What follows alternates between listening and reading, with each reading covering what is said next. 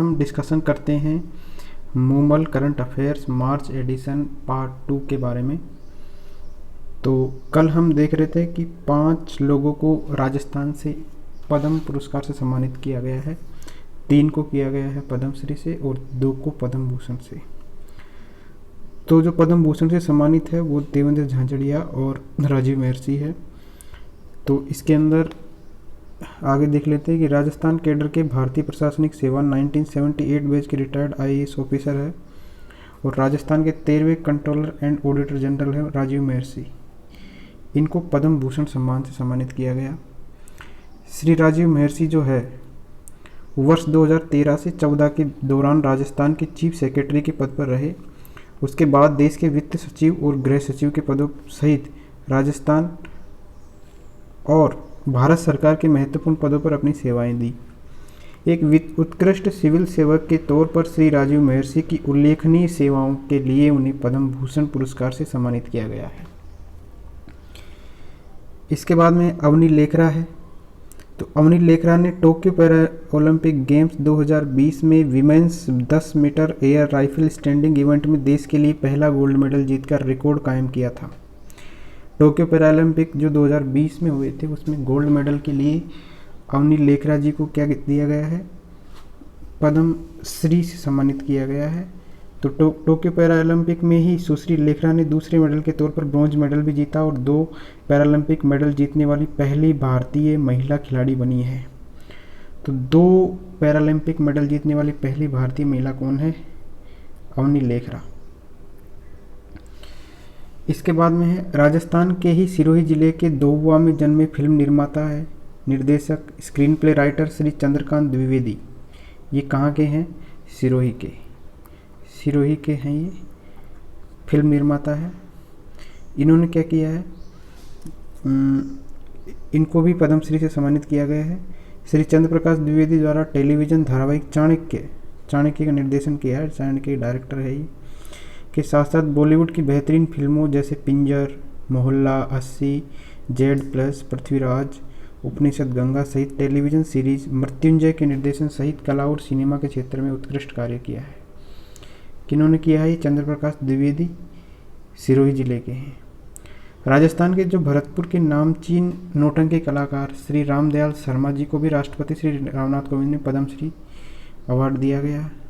इन्होंने क्या किया है? श्री रामदयाल शर्मा जो है रहसधारी घराना है, सामयिक खेड़ा से ताल्लुक़ रखते हैं, रहसधारी घराना, ठीक है। श्री शर्मा को इससे पहले संगीत नाटक अकादमी का राष्ट्रीय पुरस्कार भी मिल चुका है, रामदयाल शर्मा, ठीक है। राजस्थान में इन्हें ब्रज कोकिला और ब्रज पपीहा के नाम से भी जाना जाता है। किसको? रामदयाल शर्मा जी को ब्रज कोकिला और ब्रज पपीहा के नाम से जाना जाता है। उन्होंने नेशनल स्कूल ऑफ ड्रामा में बतौर एक्सपर्ट कई वर्षों तक अपनी सेवाएं दी है। श्री रामदयाल शर्मा नौटंकी, स्वांग, भगत, रासलीला और रसिया से जुड़े कला क्षेत्र में अपना महत्वपूर्ण स्थान रखते हैं। अब हम, ये तो है चर्चित व्यक्ति तो हो गए, अब चर्चित स्थान देख लेते हैं कौन कौन से स्थान चर्चा में रहे फरवरी मार्च में। तो जैविक खेती को बढ़ावा देने के लिए किस स्थान पर राम सांताय जैविक कृषि अनुसंधान एवं प्रशिक्षण केंद्र का लोकार्पण कृषि मंत्री श्री नरेंद्र तोमर, कृषि मंत्री कौन है अपने? नरेंद्र तोमर जी। और लोकसभा अध्यक्ष कौन है? ओम बिरला ने 2 अप्रैल 2022 को किया है। ये है जाखोड़ा गांव, कोटा। तो कोटा जिले का जो जाखोड़ा गांव है इसमें 6.4 हेक्टेयर भूभाग पर श्री राम सांताय जैविक कृषि अनुसंधान एवं प्रशिक्षण केंद्र का लोकार्पण लोकसभा अध्यक्ष ओम बिरला ने किया। कार्यक्रम की अध्यक्षता की किसने? कृषि मंत्री नरेंद्र तोमर द्वारा की गई। यहाँ मेड़ पर 100 प्रकार के औषधीय पौधे लगाए गए। कम लागत की बांस से निर्मित 1000 वर्ग फीट की नर्सरी में 1 माह में 40,000 सब्जी पौध और फलदार पेड़ की पौध तैयार की जा सकती है, ठीक है। तो जाखोड़ा गांव कोटा का है।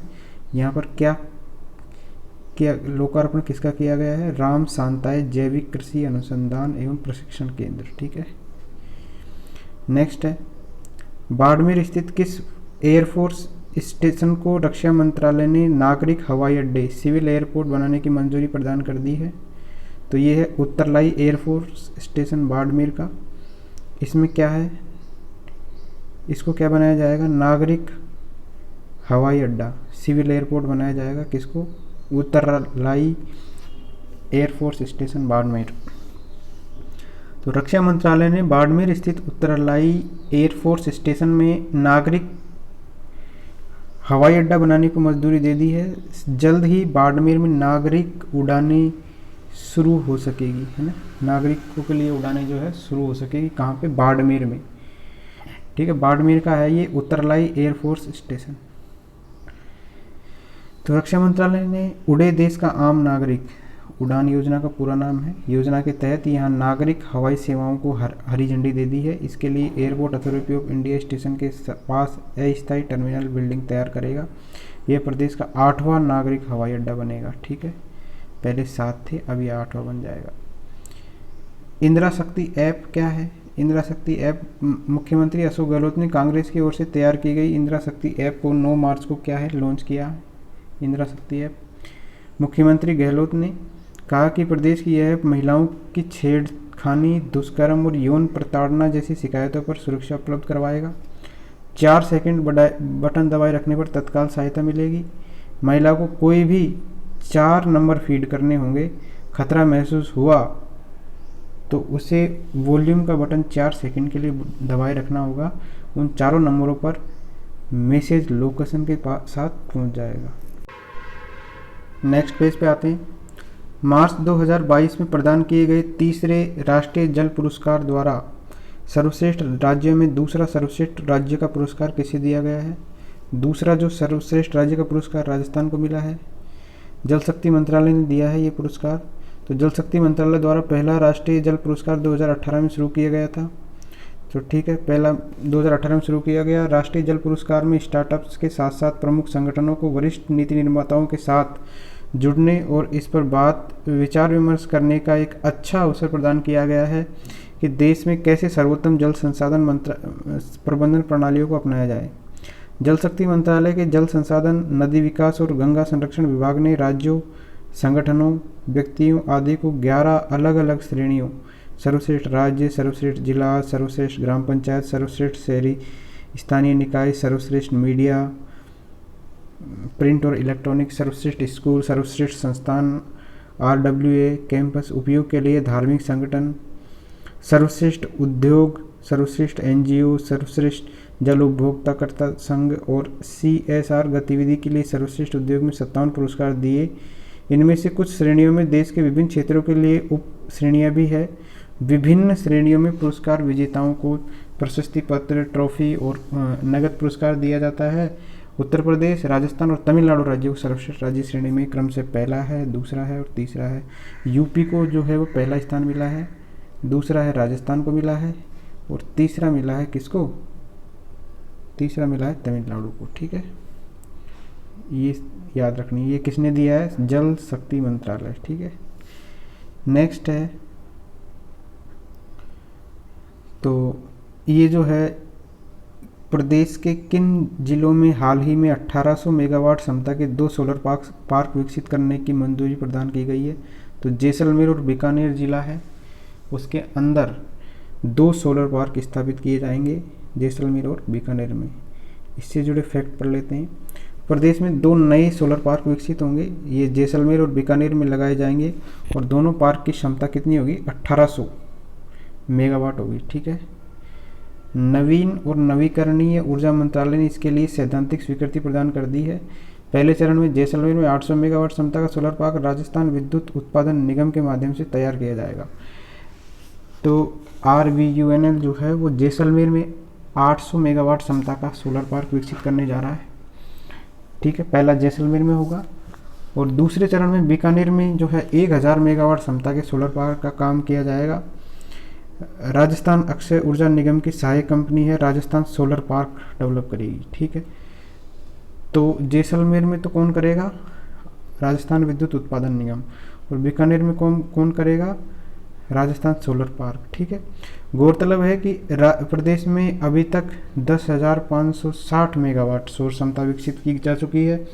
इस प्रकार से 10 गीगावाट सौर क्षमता विकसित करने वाला राजस्थान देश का पहला प्रदेश, 10 गीगावाट, ठीक है।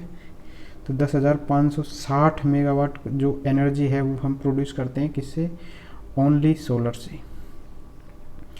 2245 मेगावाट क्षमता का विश्व का सबसे बड़ा सोलर पार्क राजस्थान के कहाँ है, जोधपुर के भड़ला में है, ठीक है। 2245, और ये कितने का बन रहा है, दोनों में अलग अलग 1800 मेगावाट का, ठीक है। तो जोधपुर के भड़ला में है 2245 मेगावाट का।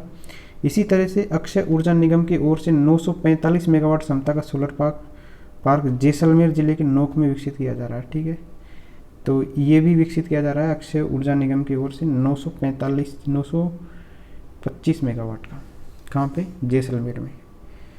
तो अभी जैसलमेर में एक विकसित किया जा रहा है, जैसलमेर में नेक्स्ट जो है वो 800 मेगावाट का होगा, RUNL बनाएगी, और इसके बाद बीकानेर में जो है वो बनेगा जिसको राजस्थान सोलर पार्क विकसित करेगी, ठीक है। ये भी राजस्थान अक्षय ऊर्जा निगम की सहायक कंपनी। तो इन्वेस्टमेंट राजस्थान के तहत हुए सौर ऊर्जा क्षेत्र में करीब 8 लाख करोड़ रुपए के निवेश के MOULY पर हस्ताक्षर हुए हैं। इससे राज्य में अक्षय ऊर्जा आधारित आधारभूत ढांचा विकसित होने के साथ ही निवेश और रोजगार के नए अवसर मिलेंगे, ठीक है। नेक्स्ट है, प्रदेश के किस अस्पताल को प्रदेश का पहला पीडियाट्रिक नियोनोटोलॉजी मेडिकल इंस्टीट्यूट के रूप में विकसित किया जा रहा है, तो ये है जवाहरलाल नेहरू मेडिकल कॉलेज जो है अजमेर, इसको किया जा रहा है प्रदेश का पहला पीडियाट्रिक नियोनोटोलॉजी मेडिकल इंस्टीट्यूट, ठीक है। तो JLN Jawaharlal Nehru medical college के JLN अस्पताल का शिशु चिल्ड्रन वार्ड अब मेडिकल इंस्टीट्यूट के रूप में विकसित होगा। इससे नवजात शिशु एवं अन्य बच्चों के उपचार की बेहतर सुविधाएं उपलब्ध हो सकेगी। प्रदेश में यह नियोनो टेक्नोलॉजी का पहला इंस्टीट्यूट होगा। इसके साथ ही नियोनो टेक्नोलॉजी विभाग के विशेषज्ञ चिकित्सकों की सेवाएं भी मिलेगी। संभाग में शिशु रोग का चिकित्सालय नहीं होने से, ठीक है, शिशु रोग का चिकित्सालय नहीं होने से अजमेर, नागौर, भीलवाड़ा एवं टोंक के बच्चों को अन्य शहरों के चिकित्सालयों में रेफर करना पड़ता है। इसके लिए ये बनाया जा रहा है। JLN जो अजमेर है उसको पहला पीडियाट्रिक नियोनोटोलॉजी मेडिकल इंस्टीट्यूट, ठीक है। मुख्यमंत्री अशोक गहलोत ने इस प्रोजेक्ट की बजट घोषणा की है। बजट में 250 करोड़ रुपए का प्रावधान रखा गया है। इससे चिल्ड्रन वार्ड की जगह पीडियाट्रिक नियोनोटोलॉजी मेडिकल इंस्टीट्यूट बनेगा, जिसमें बच्चों की सर्जरी होगी, मेडिसिन सहित अन्य सुविधाएं मिलेगी। नेक्स्ट है, प्रदेश का पहला और देश का तीसरा यूरेनियम प्रोजेक्ट कहाँ स्थापित किया जा रहा है, तो खंडेला है, सीकर, इसके अंदर किया जा रहा है। तीसरा, प्रदेश का पहला और देश का तीसरा यूरेनियम प्रोजेक्ट, ठीक है, ये कहाँ किया जा रहा है, खंडेला, सीकर के अंदर। खनिजों के उत्पादन की दृष्टि से राजस्थान भारत का तीसरा बड़ा राज्य है, ठीक है। राजस्थान जो है भारत में तीसरे स्थान पर आता है खनिजों के उत्पादन की दृष्टि से। पश्चिमी राजस्थान में अधात्विक खनिज और शक्ति के स्रोत पाए जाते हैं। पश्चिमी राजस्थान में खानों की दृष्टि से राजस्थान का प्रथम स्थान है। खानों की दृष्टि से राजस्थान में सर्वाधिक कुल 79 प्रकार के खनिज पाए जाते हैं, जिसमें 44 प्रकार के बड़े खनिज और 23 प्रकार के लघु खनिज और 12 अन्य गौण खनिज पाए जाते हैं। इसलिए राजस्थान को खनिजों का अजायबघर कहते हैं। सीकर के खंडेला में यूरेनियम की खोज ने संभावनाओं के द्वार खोल दिए हैं।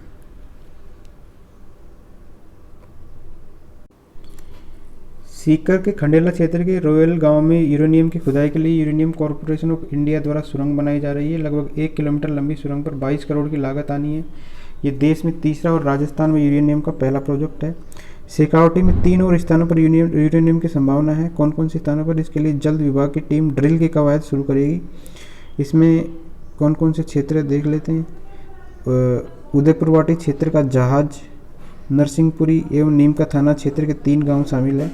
वर्तमान में देश में भविष्य की बिजली जरूरतों को पूरा करने के उद्देश्य से uranium corporation of India UCIL विदेशों में यूरेनियम माइनिंग लीज पर लेने की तैयारी कर रहा है।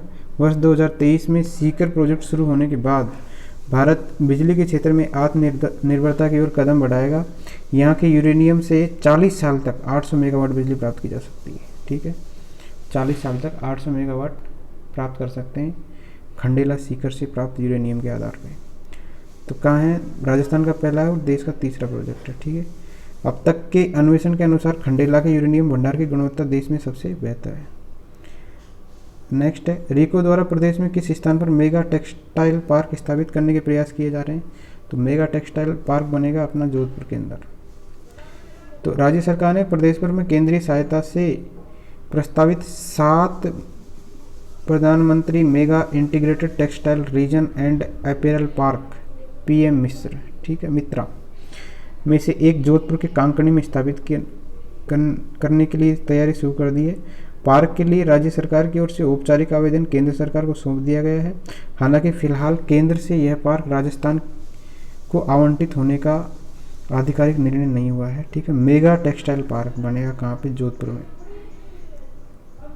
तो मेगा टेक्सटाइल पार्क को लेकर DMIC की तर्ज पर राज्य सरकार और केंद्र सरकार की हिस्सेदारी वाला स्पेशल पर्पज व्हीकल SPV गठित होगा। निकाय को भूमि और राशि स्थानांतरित की जाएगी जो परियोजनाओं को मूर्त रूप देगा। नेक्स्ट है, जनवरी 2023 में 108वीं इंडियन साइंस कांग्रेस का आयोजन कहाँ किया जाएगा? जनवरी 2023 के अंदर 108वीं इंडियन साइंस कांग्रेस, इसका आयोजन किया जाएगा मोहनलाल सुखाड़िया विश्वविद्यालय उदयपुर में, ठीक है। तो भारतीय विज्ञान कांग्रेस संस्था द्वारा आयोजित किए जाने वाले 108वीं इंडियन साइंस कांग्रेस इस बार राजस्थान में आयोजित की जाएगी। यह कांग्रेस इस बार राजस्थान में मोहनलाल सुखाड़िया विश्वविद्यालय उदयपुर में आगामी 3 से 7 जनवरी 2023 को आयोजित किए जाने का निर्णय हुआ है।